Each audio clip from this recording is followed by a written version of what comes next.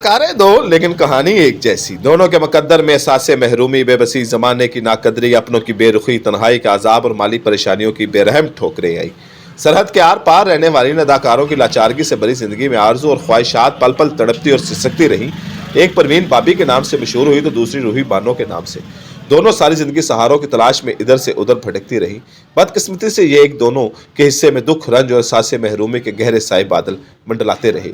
शोहरत के अरूज पर कई दिल इनके लिए धड़कते रहे, लेकिन जब जवाल आया तो किसी के दिल में इनके लिए एहसास का दर्द बेदार न हुआ।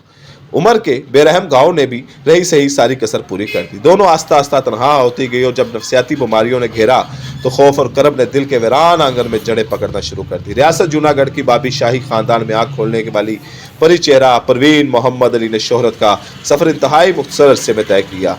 जान खेज अंदाज ही नहीं, गैर मामूली अदाकारी ने इन्हें पलक झपकते में बॉलीवुड की कामयाब अदाकारों की फहरिस्त में ला खड़ा किया। 15 बरस के फिल्मी कैरियर में 50 फिल्मों में हीरोइन का किरदार निभाया। हर अदाकार के साथ काम किया, लेकिन अमिताभ बच्चन के साथ जो काम किया वो दिलों में घर कर गया। वो अमिताभ बच्चन की मजबूर, दीवार, कालिया, अमर अकबर, एंथनी शान और महान जैसे सुपर डुपर हिट फिल्मों की हीरोइन बनी। क्या ये एजाज कम नहीं था कि अमरीकी जरीदे टाइम के सरे वर्क पर इनकी तस्वीर शाया हुई। ऐसे में दिल का पंछी कभी महेश भट्ट की डाल पर बैठा तो कभी डैनी तो कभी कबीर बेदी की। अपने वक्त की बोल्ड एंड ब्यूटीफुल परवीन बाबी सच्चे प्यार की तलाश में दर बदर की टोकरें खाती रही। फिर एक वक्त ऐसा भी है जब हर सहारा तिनके की तरह कमज़ोर साबित हुआ तो साथ से महरूमी के साए और फैलते गए। फिल्में फ्लॉप होना शुरू हो गई तो हिदायतकार ही नहीं जो एक एक अदा पर फिदा होने को तैयार थे राहें बदलने लगे। फिल्मों से आर्जी लैदगी भी इख्तियार की और वापस आई, लेकिन अब सब कुछ बदल चुका था। वो पेश मंजर से पस मंजर में चली गई थी। फिल्मों में काम ना मिलना और फिर लोगों की बेरुखी ने शिज़ोफ्रीना नामी मर्ज में ऐसा मुब्तला किया कि वो अपने साए से भी खौफ आने लगा। ये इस बीमारी का असर था कि अमिताभ बच्चन के खिलाफ अदालत का दरवाजा तक खटखटाया। इल्ज़ाम दागा कि वो उनकी जान के दुश्मन है। कई हफ्तों तक चलने वाली इस अदालती कार्रवाई में परवीन बाबी खुद तो माली बहरान से जरूर दो चार हुई, लेकिन अमिताभ बच्चन को मुजरम साबित न कर सकी। मुड़कर एक बार फिर अपने दोस्तों की तरफ देखना चाहा तो वहां दूर दूर तक कोई नहीं खड़ा था। इनमें से एक महेश भट्ट ने बाद में अर्थ और वो लम्हे बनाकर अपनी कोताहियों का कफारा अदा करने की कोशिश की। तमाम शादीशुदा महबूब, चाहे वो कबीर बैती हो या डैनी या फिर महेश भट्ट से अदाकारा के साथ ताल्लुक को कोई कानूनी रिश्ता देने को तैयार नहीं थे। परवीन बाबी ने इस हकीकत को जान लिया कि वो सबके लिए सिर्फ वक्त गुजारने की शायद थी और यही गम इन्हें नफसियाती और ज़हनी अमराज से और करीब करता चला गया।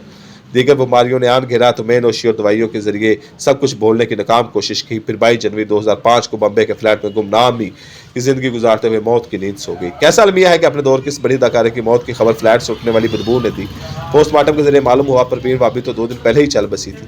कैसी सितम ज़रीफ़ी है कि हर महफिल की जान समझने वाली परवीन बाबी के आखिरी सफर में भी बॉलीवुड सितारों ने इन्हें तन्हाई का दुख दिया। जिस साल इनकी ज़िंदगी का चिराग गुल हुआ उसी साल यानी 2005 में सरहद के उस पार एक और अदाकारा रूही बानो का 14 साल इकलौता बेटा अली रज़ा बेरहमी से कत्ल हो गया। इनकी ज़िंदगी में मसाइल के ना ख़त्म होने वाले तूफान का आगाज़ हो गया। बेटे की मौत का जख्म जैसे रूही बानो की रूह को तार तार कर गया। इनके जज्बात और एहसासात नकीली करचियों का रूप धार कर इन्हें ही लहू लुहान करने लगे। चंद माह बाद वालदा की सुख्ता लाश मिली तो जैसे इनकी दुनिया वीरान हो गई। परवीन बाबी की तरह वो भी दिमागी बीमारी शिज़ोफ्रीना का शिकार हो गई। कैसी अजीब बात है कि जिस शहर बम्बे में परवीन बाबी ने ज़िंदगी की आखिरी सांसें ली, इससे रूही बानो का ताल्लुक खासा पुराना था। कहा तो यह भी जाता है कि इनकी पैदाइश बम्बे में ही हुई थी।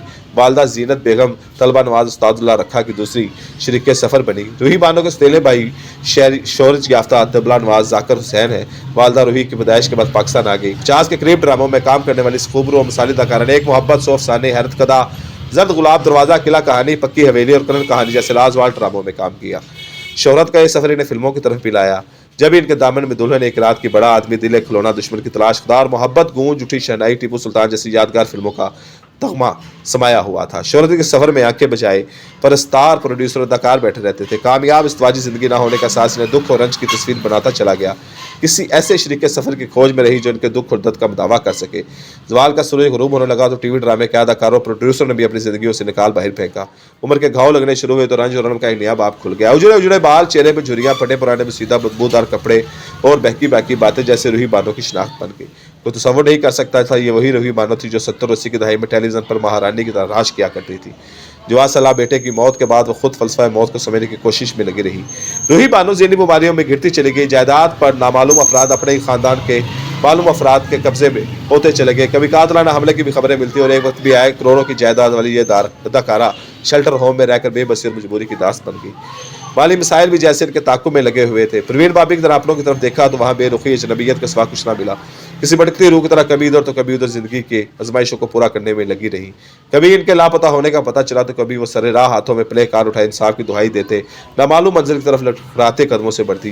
फिर इतला मिली कि वो सब कुछ छोड़ छाड़ कर बहन के पास तुर्की चली गई है और पिछले बरस 25 जनवरी को तुर्क शहर इस्तांबुल के अस्पताल प्राइड ऑफ परफॉर्मेंस का सहारा रखने वाली रूही बानो रूह पर लगने वाली कई जख्मों और सदमों का बोझ न सह सके और 10 दिन तक वेंटिलेटर में जिंदगी और मौत की कशमकश में रहने के बाद खामोशी से हमेशा के लिए आंखें मूंद कर सो गई। परवीन भाभी हो या रूही बानो, दोनों अपने पीछे बस एक पैगाम छोड़ गई है। फर्क ये दुनिया सिर्फ और सिर्फ चढ़ते सूरज की पूजा करती है। बुरा वक्त आने पर कोई किसी का गम, खसार, हमदर्द या अपना नहीं होता। यहाँ हर रिश्ता, हर ताल्लुक उस वक्त तक कायम रहता है जब तक शोहरत की देवी मेहरबान हो।